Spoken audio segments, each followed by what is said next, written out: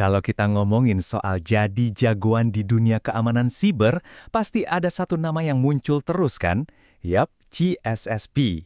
Nah, kali ini kita bakal bedah tuntas peta jalannya, biar kalian tahu gimana caranya dapetin sertifikasi yang sering banget disebut standar emas ini. Yuk, langsung aja. Coba deh, tanya ke diri sendiri. Di dunia yang isinya banyak banget ahli keamanan siber, gimana caranya nunjukin kalau kita tuh benar-benar di level paling atas? Gimana caranya ngeyakinin perusahaan kalau kita lah orang yang paling pas buat ngelindungin harta karun digital mereka? Nah, jawabannya, salah satu yang paling mantap ya CISSP. Ini bukan sekedar sertifikat biasa ya. Anggap aja ini paspor global di dunia cybersecurity. Ini bukti kalau kalian nggak cuma tahu, tapi benar-benar nguasain medan perang keamanan informasi yang rumit. Dan yang ngeluarin juga bukan sembarangan loh. ISCC, Lembaga Nirlaba Global. Oke, jadi apa sih yang bikin CSSP ini spesial banget? Kenapa disebut standar emas?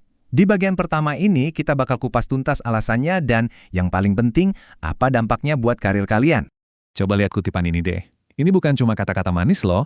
Misi dari ISCC2 ini nunjukin kalau CISSP itu lebih dari sekedar ujian.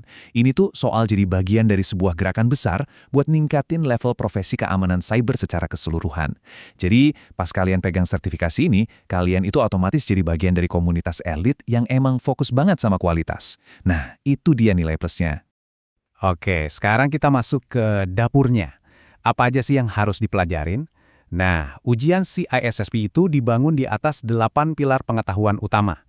Anggap aja ini kayak 8 level di sebuah game yang harus kalian taklukkan satu persatu buat bisa sampai ke final boss. Dan ini dia 8 domainnya, lengkap banget.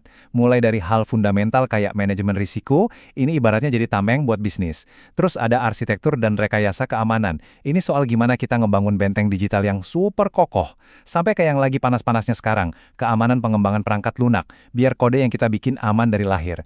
Pokoknya cakupannya luas banget, jadi kita bisa punya pandangan 360 derajat soal keamanan. Nah, coba perhatiin deh diagram donat ini. Ini penting banget, apalagi buat kalian yang lagi nyiapin diri buat ujian. Sejak April 2024 kemarin, bobot ujiannya ada yang berubah. Lihat deh, manajemen keamanan dan risiko sekarang jadi 16%. Naik dikit sih, tapi ini sinyal jelas. Kemampuan ngelola risiko dari sisi bisnis itu makin penting. Jadi jangan lupa ya, sesuaikan lagi fokus belajar kalian. Oke, materinya udah kebayang ya. Sekarang kita ngomongin tantangan utamanya, ujiannya itu sendiri. Dan percaya deh, ini bukan ujian pilihan ganda biasa yang bisa lolos cuma modal hafalan semalam. No way. Ini dia nih yang bikin beda. Ujian CISSP itu pakai format yang namanya Computerized Adaptive Test, atau disingkat CAT.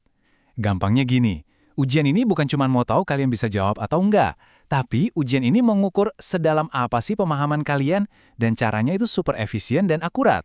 Gimana cara kerjanya? Gini, bayangin komputernya itu kayak pelatih pribadi yang super pinter. Kalau kalian jawab pertanyaan dengan benar, dia bakal mikir, oke, orang ini jago nih. Terus pertanyaan berikutnya bakal dikasih yang lebih susah. Tapi kalau kalian salah jawab, komputernya bakal ngasih pertanyaan yang sedikit lebih gampang, buat mastiin kalian benar-benar paham dasarnya. Jadi ujiannya itu beradaptasi sama level kemampuan kalian secara real time. Nah, ini beda utamanya. Di ujian CAT ini, sekali kalian jawab, ya udah, lock. Gak bisa balik lagi buat ganti jawaban. Beda banget sama ujian biasa yang bisa kita review bolak-balik. Artinya apa? Setiap pertanyaan harus dipikirin benar-benar, karena nggak ada tombol undo. Dan ingat ya, format yang lama, yang linear itu udah pensiun, jadi mau nggak mau harus hadapi si CAT ini. Oke, ringkasannya nih. Waktu kalian cuma 3 jam. Soalnya antara 100 sampai 150. Dan jenis soalnya nggak cuma pilihan ganda biasa, tapi ada juga yang model drag and drop gitu. Jadi persiapannya harus matang banget ya. Oke, bayangin, kalian berhasil lewatin ujiannya, keren, selamat. Tapi tunggu dulu, perjalanannya belum selesai teman-teman. Lulus ujian itu baru separuh jalan. CSSP itu bukan cuma soal teori, tapi soal pembuktian di lapangan. Nah, sekarang kita bahas soal pengalaman. Angka keramatnya adalah 5. Yap, kalian butuh minimal 5 tahun pengalaman kerja profesional dan harus yang dibayar ya, di bidang keamanan. Ini pesannya jelas banget. CISSP itu buat para praktisi yang udah makan asam garam, bukan buat yang baru kemarin sore masuk dunia cyber security. Dan gak cuma itu, 5 tahun pengalaman itu nggak boleh cuma di satu bidang doang. Kalian harus bisa buktiin kalau pengalaman kalian itu mencakup minimal kali 2 dari 8 domain yang tadi kita bahas. Kenapa? Biar kelihatan kalau kalian itu bukan cuma jago di satu hal, tapi punya pandangan yang luas sebagai seorang strategis.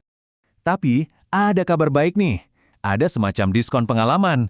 Kalau kalian punya gelar S1 atau punya sertifikasi relevan lainnya, kalian bisa dapat potongan 1 tahun. Jadi cukup buktiin 4 tahun pengalaman aja. Lumayan kan? Terus gimana dong kalau ilmunya udah ada tapi pengalamannya belum cukup 5 tahun? Tenang, ada jalan pintasnya kok. Kalian bisa ambil ujiannya dulu.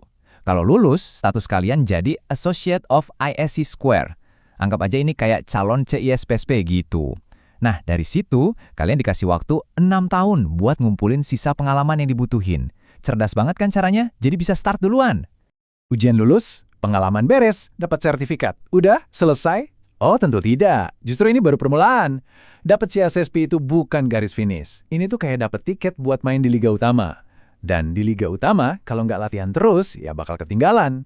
Lihat deh siklus ini. Setiap 3 tahun sekali, sertifikat kalian harus diperbarui. Gimana caranya? Dengan ngumpulin yang namanya poin CPE atau Continuing Professional Education. Gampangnya, ini poin buat nunjukin kalau kalian terus belajar. Totalnya butuh 120 poin dalam 3 tahun. Ini bukti kalau kalian nggak ketinggalan zaman. Jadi intinya ada 2 hal yang harus diingat buat ngejaga sertifikat ini. Bayar iuran tahunan sebesar $135 dan kumpulin 120 poin CPE setiap 3 tahun. Ini adalah komitmen buat mastiin kalau setiap orang yang pegang gelar CISSP itu ilmunya selalu up to date di industri yang perubahannya cepat banget ini. Nah, itu dia peta jalannya, lengkap dari A sampai Z. Mulai dari nguasain 8 domain, naklukin ujian CAT yang unik, buktiin pengalaman bertahun-tahun, sampai komitmen buat belajar seumur hidup. Perjalanannya emang nggak gampang, nggak ada jalan pintas. Tapi imbalannya sepadan banget.